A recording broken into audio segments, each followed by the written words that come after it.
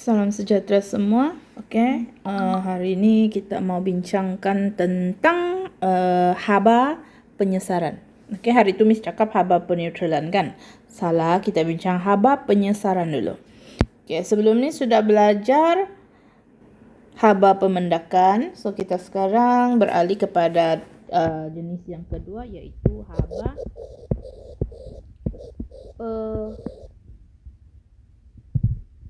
penyesaran. Penyesaran ni dia macam lah kita cakap bahasa pasar kan, sasar sikit kau sana. Jadi kita anggaplah sasar sikit kau sana tu maksudnya kita mau suruh dia beralih tempat kan, pindah tempat. So penyesaran ni maksudnya dia gantikan tempat sesuatu logam itu. So macam mana mau tentukan siapa yang boleh sesarkan siapa? Ini kita bergantung kepada siri kereaktifan logam. Ini yang kamu hafal lagi dari tingkatan 4. Kalau nak kahwin bla bla bla bla, logam yang berada di atas lebih elektropositif, so dia boleh menyesarkan logam yang di bawah. So kita tengok. Tapi dalam soalan topik ini, kalau dia melibatkan pengiraan haba penyesaran, dia tidak akan bagi kau soalan ataupun dia tidak akan bagi kau bahan yang tidak dapat menyesarkan. Memang boleh menyesarkan sebab soalan ni dia mau kau kira haba penyesaran. So tidak perlu risaulah nanti dia bagi kau kau tidak ingat siapa yang di atas, siapa yang di bawah. Itu tidak perlu risau, tapi pengetahuan tentang siri kereaktifan logam ni perlu bila kamu jawab soalan topik lain. So haba penyesaran, contohnya macam ni. Satu eksperimen telah dijalankan dengan memasukkan paku besi ke dalam larutan kuprum 2 sulfat. Keputusan eksperimen macam ni lah. Mula-mula dia masukkan paku besi ke dalam larutan kuprum sulfat. Perhatikan warna larutan.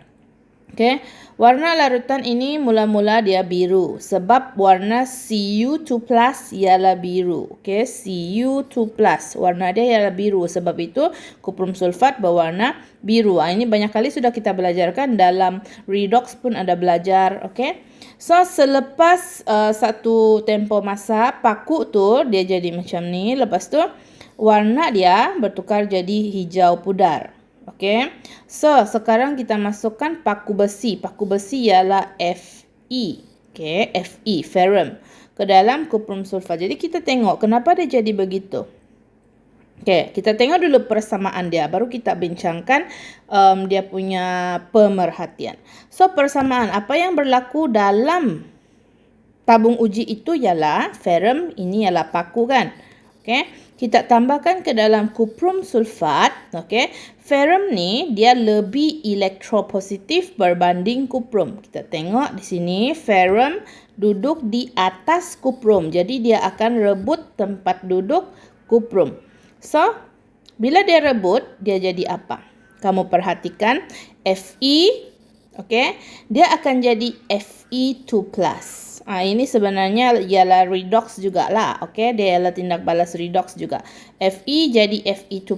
So, Fe2+, dia pergi rampas tempat Cu kan? Jadi dia akan melekat dengan SO4 2 negatif. Sebab itu dia jadi FeSO4, ferrum 2 sulfat.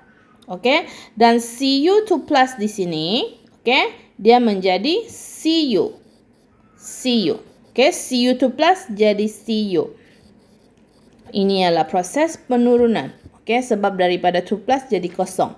Alright. So, tindak balas ini membebaskan, tanda negatif ini bermaksud membebaskan 250 kilojoule per 1 mol. Per 1 mol tindak balas ini. Alright, so tindak balas ini ialah exothermic sebab dia membebaskan. So, haba penyesaran ialah perubahan haba apabila 1 mol logam disesarkan daripada larutan garamnya oleh logam yang lebih elektropositif. Kata kunci di sini, kalau soalan bahagian B atau bahagian C, dia keluar soalan kira-kira ni. Soalan pertama mesti berikan definisi haba penyesaran. Contohnya, kalau soalan itu berkaitan penyesaran, definisi haba penyesaran lah. Kalau dia ialah tindak balas pemendakan, dia akan tanya definisi haba pemendakan. So, kata kunci ialah 1 mol logam disesarkan daripada larutan garam apabila oleh logam yang lebih elektropositif. Okey. So sekarang kita tengok pemerhatian. Kenapa larutan kuprum sulfat ini warna dia jadi pudar? Okey, saya padam yang saya tulis ini. Kenapa dia jadi pudar? Apa yang kita perlu faham di sini ialah apa yang memberikan kuprum sulfat itu warna biru ialah Cu2+ yang ada dalam larutan. Sekarang Cu2+ ini dia sudah jadi Cu bah. Okey. So sebab itulah warna menjadi pudar. Kenapa jadi hijau muda? Sebab warna Fe2+ ialah hijau muda. Okey, sebab Fe pada mula-mulanya bertukar menjadi Fe2+. Sebab itu dia jadi hijau muda. Okey, satu pemerhatian yang pertama warna biru Cu2+, CuSO4 menjadi pudar. Okey, sebab Cu2+ dia menjadi Cu. No. Sebab Cu2+ menjadi Cu. Okey. So yang kedua apa? Apa lagi yang kita boleh nampak? Daripada Cu2+ jadi Cu, pepejal. So kuprum warna apa? Kuprum warna perang. Jadi kita punya pemerhatian pepejal perang, okey, terbentuk ataupun terenak. Ini sama je pengetahuan dia dengan kita kaitkan dengan tindak balas redox punya pemerhatian kan? Okey, elektrolisis pun kita ada pengetahuan tentang ini. Bila Cu2+ jadi Cu, larutan biru muda menjadi pudar, okey, larutan biru menjadi pudar, pepejal perang terenap. Alright, so ada dua sudah markah kau di sini. Kalau kau tidak ingat pun Fe2+ ini apa warna dia. Okey, ada 2 sudah markah di tangan. Alright. So, okey. Berdasarkan persamaan 250 kJ haba dibebaskan apabila 1 mol kuprum disesarkan daripada oleh itu haba penyesaran ialah negatif 250 kJ per mol. Okey, satu lagi saya mau tekankan di sini, cara kita bincangkan jawapan dalam ayat, okey. Berikan perhatian bila mau guna negatif, bila tidak perlu. Kalau kita tengok sini, 250 kJ haba dibebaskan. Kalau kau sudah cakap dibebaskan ataupun diserap, maka depan dia tidak perlu ada positif atau negatif. Okay.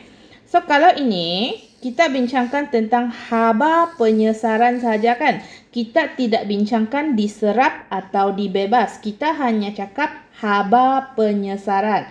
Jadi, dalam jawapan akhir kita mestilah ada negatif. Okay. So, kalau orang nampak sahaja kau cakap haba penyesaran ialah negatif 250 kJ per mol, bermaksud ini adalah eksotermik dan dia membebaskan haba. Okay. Right, next. Kita tengok contoh. Dalam buku modul kamu, dia macam banyak step yang guide kamu cari jawapan dalam pengiraan ni. So, kamu jawab soalan modul tapi saya tunjukkan dulu contoh lah. Alright, ini soalan dia. Serbuk magnesium Mg yang berlebihan. Kalau kamu perhatikan soalan penyesaran, memang dia akan bagi serbuk logam yang berlebihan. Maksud dia mau pastikan, dia mau pastikan semua logam ini dapat disesarkan. Sebab kalau kau tambah tidak cukup, mungkin dia tidak membebaskan haba yang paling maksimum. Sebab ada lagi yang tidak habis disesarkan. Untuk pastikan semua tempat Fe ini direbut, disesarkan, kita tambah logam yang berlebihan. Alright. Okay. So, ditambah kepada 50 cm padu larutan ferrum 2 sulfat 0.25 mol per diam padu, suhu campuran tindak balas bertambah sebanyak 4 darjah Celsius. Hitungkan haba penyesaran daripada larutan garamnya. Langkah pertama, mesti tulis persamaan sebab kita mau tahu bilangan mol. Okay, so bilangan mol dia punya nisbah bergantung kepada persamaan tindak balas. So Mg logam kan Mg ditambah kepada FeSO4. Kalau dia penyesaran mesti dia akan rebut tempat. Jadi tidak payah risau. So Mg mesti rebut Fe punya tempat. So MgSO4. Okay. Kenapa MgSO4? Sebab Mg dia akan jadi Mg2+. Ini perlu hafal. Okay. Dia jadi ion charge apa? Mg jadi Mg2+. So Fe2+. Okay. Dia jadi Fe lah. Okay. Ini adalah persamaan kimia yang lengkap. Tengok dia seimbang ke tidak? Seimbang sudah. So kalau mau tulis persamaan ion, okay, kita hanya ambil ion yang terlibat. Yang berubah dia punya charge positif ke negatif. Okay. Kalau kita perhatikan di sini, SO4, di sini dia SO4 2 negatif. Di sini pun SO4 2 negatif. Jadi kita boleh batalkan, tidak perlu masukkan dia dalam persamaan ion kita. Persamaan ion kita hanya melibatkan yang berubah charge. So persamaan ion, okay, ion Mg, okay, tambah ini apa di sini? Di sini apa? Fe2+, kan? Alright, menjadi sini dia jadi apa? Mg2+, okay, dan Fe. Okay, sebab di sini dia ialah ion, dia bergabung dengan SO4. Di sini Fe ialah ion sebab dia bergabung dengan SO4. So ini adalah persamaan ion saya. Okey. So sekarang soalan ada bagi kau maklumat apa? 50 cm padu larutan ferrum sulfat 0.25. Ini kan? M sama dengan 0.25, V sama dengan 50 cm padu. Jadi apa yang saya boleh kira? Saya boleh kira bilangan mol, okay, bilangan mol ferrum sulfat yaitu Mv per 1000, 0.25 darab 50 per 1000 samaan dengan 0.0125 mol. So selepas saya kira, okay, berbeza dengan haba pemendakan sebelum ni. Haba pemendakan sebelum ni dia dua-dua ialah larutan kan. Kita campur lepas dia membentuk mendakan yang baru dan garam yang baru. Tapi ini berbeza, ini ialah tambah logam ke dalam larutan. So kita hanya dapat kira satu punya bilangan mol. Okay. So ini 0.0125 mol. So ayat dia ialah, ini ialah ayat yang wajib kalau kamu jawab soalan bahagian B atau C. Mesti ada ayat ini supaya pemeriksa nampak kamu faham tentang konsep nisbah. Daripada persamaan yang dia maksudkan ialah persamaan yang kita tulis di atas ni. Okay. 1 mol ferrum disesarkan daripada 1 mol larutan ferrum 2 sulfat. Ya kah? 1 mol ferrum disesarkan daripada 1 mol ferrum 2 sulfat. Bermaksud, saya guna pen merah. Okay. Sini berapa mol kalau kita tengok persamaan? 1 kan? Okay. Di sini berapa mol? 1 juga depan dia. So, ayat dia bermaksud 1 mol terhasil daripada apabila 1 mol ini disesarkan. So, ngamlah. Jadi bermaksud kalau kita ada 0.0125 mol FeSO4, bermaksud yang kita akan dapat di belakang ini pun 0.0125 mol. So maka 0.0125 mol ferrum disesarkan daripada 0.0125 mol larutan ferrum 2 sulfat. Okay. So, apa yang kita boleh kira di sini? Seterusnya, memandangkan maklumat yang kita tahu ialah maklumat tentang eksperimen ini yang kita buat. So, kita boleh kira berapa haba yang dibebaskan daripada eksperimen ini yang kita buat. So, macam mana mau kira? Saya tukar balik warna purple. Okay, perubahan haba untuk eksperimen ini sama juga guna MC theta. M, kalau sebelum ini kita tambah larutan A dan larutan B punya isi padu. Tambah, kita dapat M kan. Tapi dalam eksperimen ini, kita hanya guna jisim larutan saja. So, larutan sini berapa? 50 kan? 50 cm padu. So, 50 darab C sama juga 4.2 sebab dia ialah pemalar. Theta, perubahan suhu. Perubahan suhu dia bilang bertambah sebanyak 4. So, darab dengan 4. Jadi, kamu akan dapat 0.84 kilojoule. Okay? Bila kamu tekan, kalkulator dia akan bagi kamu jawapan 8400. Okay? Salah. 840 joule. Okay? Jadi saya terus tukar dia kepada kilojoule, 0.84 kilojoule lah. Alright. So ini untuk eksperimen ini sahaja. Soalan mau kau jawab haba penyesaran untuk ini. Untuk ferrum. Okey, penyesaran ferrum daripada larutan garamnya. Maksudnya untuk yang umum, untuk 1 mol. Berapa? Yang kita kira untuk 0.01 mol 0.0125 mol saja. 1 mol berapa? Jadi untuk jawab soalan ini guna apa? Guna nisbah. Okey. Kalau kamu tengok buku teks kamu, dia guna ayat. Saya takut kamu tak faham. Jadi kita guna nisbah lah. Okey. Okey, perubahan haba. Okey. Untuk 1 mol. Okey, yang kita mau cari ialah untuk 1 mol. Yang kita ada 0.84 kilojoule bersamaan dengan 0.0125 mol. So, darab silang. 0.0125 darab perubahan H sama dengan 0.84 kilojoule. So, okey.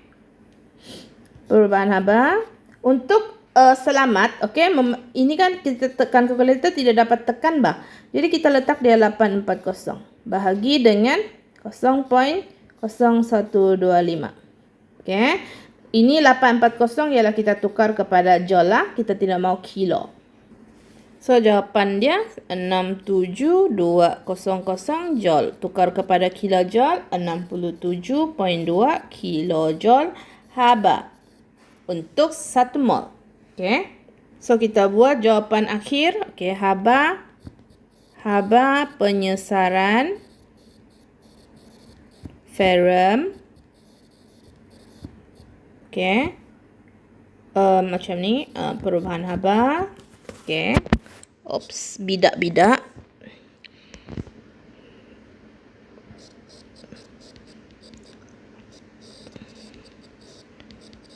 Joule per mol. Okay. So, ada beza dia. Kenapa ini kilojoule? Kenapa ini kilojoule? Kenapa ini kilojoule per mol? Okay. Ini bermaksud tindak balas 1 mol menghasilkan 67.2 kilojoule. Tapi ini kita mau nyatakan dia per 1 mol. Kan? Kita mau nyatakan secara spesifik. So, haba penyesaran ferrum theta H sama dengan negatif 67.2 kilojoule per mol. Alright. So, selesai untuk soalan ni. Okay. Sebab apa yang penting di sini ialah kamu faham dulu soalan tu yang kamu kira ialah haba untuk 1 mol atau haba untuk mol yang kamu gunakan dalam eksperimen itu. Saya percaya satu saja itu kamu fahamkan, kamu memang boleh kuasai topik ini. Okey, untuk kira haba apa sahaja jenis haba. Right? Kita tengok soalan seterusnya. Seorang pelajar menjalankan satu eksperimen untuk menentukan haba penyesaran bagi tindak balas kuprum dengan larutan argentum nitrat. Okay. Dalam eksperimen ini, serbuk kuprum berlebihan ditambah kepada 100 cm padu argentum nitrat 0.5 mol per dm padu. Okay. Haba penyesaran dalam eksperimen ini ialah negatif 105 kilojoule per mol. Berbeza dengan soalan di atas tadi kan. Soalan tadi di atas kita kira nilai ini. Okay. Tapi dalam soalan ini, dia bagi kamu nilai haba penyesaran. Okay. Kita tengok apa yang dia mau suruh kita cari. Okay. Soalan pertama. Tuliskan persamaan termokimia bagi tindak balas ini. Okay. So sebenarnya kalau dia soalan macam ni, dia ada okey sikit sebab dia memberi guidance. Kalau dia bagi soalan ini dalam bahagian A, senang sikitlah sebab dia bagi kamu step by step apa yang kamu perlu cari. Kalau soalan di atas yang macam tadi, dia agak mencabar. Dia terus bagi satu soalan akhir. Okay, kira haba penyesaran dan kamu kena hafal dia punya step sendiri. Alright. Kalau ini, tuliskan persamaan termokimia bagi tindak balas ini. Apa beza persamaan termokimia dengan persamaan tindak balas kimia yang biasa kita tulis? Persamaan termokimia mesti ada maklumat ini di belakang. Yang lain tu sama saja. Jadi, kita tambah kuprum kepada argentum nitrat. Okay. So, kasih tukar saja pasangan dia. Cu dia memang akan jadi Cu2+ kan? Okay. So, CuNO3. Okay. Di sini kamu perlu hafal. Okay. Ini kalau kamu sudah biasa, dia tidak menjadi masalah untuk kamu hafal. Ag ialah Ag+. NO3 ialah negatif. Okay. So, Cu dia akan jadi Cu2+ kan? So, Cu2+ jumpa dengan NO3 negatif. So, dia akan jadi CuNO3 macam ni. Okay. Tambah dengan Ag. Okay. So, and then, masa mana? Okay, ini adalah persamaan kan? Tak cukup sudah tempat, saya salin balik. Okay, saya salin balik jawapan. Persamaan termokimia bermaksud kita akan tulis yang lengkap. AgNO3. Kalau kamu kira dia memang sudah seimbang lah. Okay. Ya kah seimbang? Coba tengok. Ya kah tidak seimbang?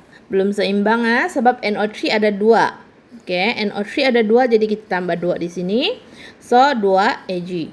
Okay. Begini baru seimbang. So 2 AgNO3 okay, menghasilkan CuNO3 2 plus 2 Ag. Di belakang dia ada macam ni. Okay. Kalau dia minta persamaan termokimia, kamu tidak tulis haba penyesaran, kira salah lah persamaan kamu. Alright, kalau macam ni full mark soalan A. Ataupun ini ialah versi yang pertama untuk tulis persamaan termokimia. Versi kedua ialah kita tulis ion sahaja yang terlibat. Macam yang saya cakap tadi, yang dia punya charge tidak berubah, kita tidak tulis. Dalam case ini NO3 kekal sebagai ion kan. Okay, NO3 negatif. So kita tidak perlu tulis NO3, kita tulis Cu. Jangan dulu tulis dia punya nombor di depan lah. Okay. Cu2+ Ag. So sini kita mau balance dia punya charge kan. So, ini ialah charge kosong, ini ialah 2 plus. Okay. Sini ialah 2 plus, sini ialah kosong. Jadi apa yang tak cukup di sini, plus tidak cukup. Jadi ini kita kasih 2. Okay. So sini kita ada 2 Ag, kita sini mesti ada 2 juga Ag dia. Okay, baru dia balance. Okay, balance dia punya charge. Alright, and then yang lengkap mesti ada. Okay, macam ni. Ini ialah soalan A. Pilihlah mana satu kamu mau tulis. Alright, kalau kamu ragu-ragu tulis yang ion ni, kamu tulis yang di atas. Okay, soalan B dia ialah hitungkan haba yang dibebaskan dalam eksperimen ini. Nah, dalam eksperimen ini 105 ialah untuk 1 mol. Okay. So dia mau kau kira dalam eksperimen ini berapa haba yang dibebaskan bermaksud kau perlu kira berapa mol yang kau ada. Okay. So, dia bergantung kepada persamaan. Okay. Okay, kita ada berapa? Kita ada 100 cm padu. Okay. 100 cm padu V M sama dengan 0.5. Okey, jadi kita boleh kira bilangan mol. Nah, tidak lawak pula. Bilangan mol AgNO3 yang ada. So 100 darab 0.5 per 1000. Okay, kita ada 0.05 mol. Okay.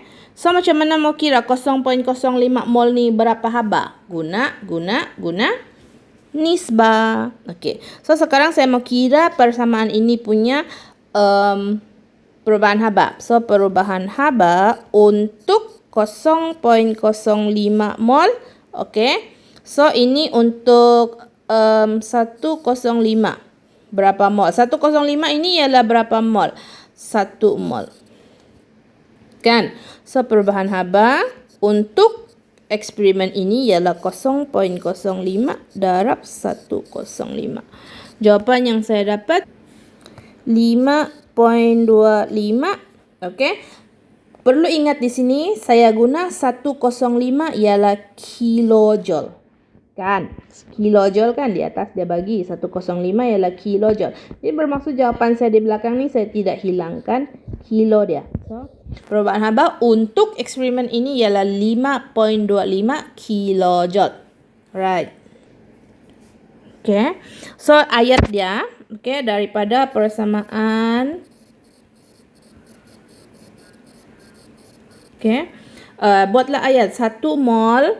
1 mol argentum disesarkan membebaskan 105 kilojoule haba, maka 0.05 mol argentum disesarkan membebaskan 5.25 kilojoule haba. Okey? Saya malas mau tulis. Pandai-pandailah kamu tulis. Okey, C. Kirakan hitung perubahan suhu. So perubahan suhu di sini kita akan guna MC theta. Okay. So, dia jadi masalah di sini ialah perubahan ini mau guna yang mana? 5.25 kah 105? Fikir. Theta H di depan ni kita mau guna 105 kah 5.25? Kadang-kadang pandai keliru. Mau guna siapa? Okay. Yang perlu kamu tahu, perubahan suhu yang kamu mau kira ialah untuk eksperimen ini. Kan? Jadi, kamu punya perubahan haba yang kamu guna mestilah untuk eksperimen ini. So, untuk eksperimen ini, kita guna 5.25 kilojoule. Untuk saya tidak keliru, saya buang dulu kilo ni. Okay? 5250 joule. Okay? Sama dengan M. M saya berapa tadi di atas? 100. Saya punya isi padu 100 kan? So, 100 darab 4.2 darab theta. Okay, perubahan suhu. Theta ialah perubahan suhu. And then saya pindahkan 5250 100. Okay. Kalau kamu mahir sudah, langkah ini boleh skip lah. Terus dapat jawapan 5250 per dengan 100 bahagi 100 inilah bahagi dengan ini. Okay. So, kamu boleh terus bagi jawapan akhir iaitu 12.5 darjah Celsius. Okay. So, siap. Kamu dapat kira perubahan suhu. Alright. D. Lukis gambar raja alas tenaga. So, ini kamu lukis sendirilah. Okay. Ini saya yakin kamu pandai. Ini adalah exothermic. So, dia punya graf mesti turun. Okay. Sini tulis bahan. Sini tulis hasil. Dan mesti ada berapa lah. Okay. Soalan E. Eksperimen diulang menggunakan 100 cm padu, okay, dan 1.0 mol per dm padu argentum nitrat. Oke, yang tadi yang kita kira di atas dia punya kepekatan 0.5. Sekarang dia tukar argentum nitrat kepada 1 mol. Oke.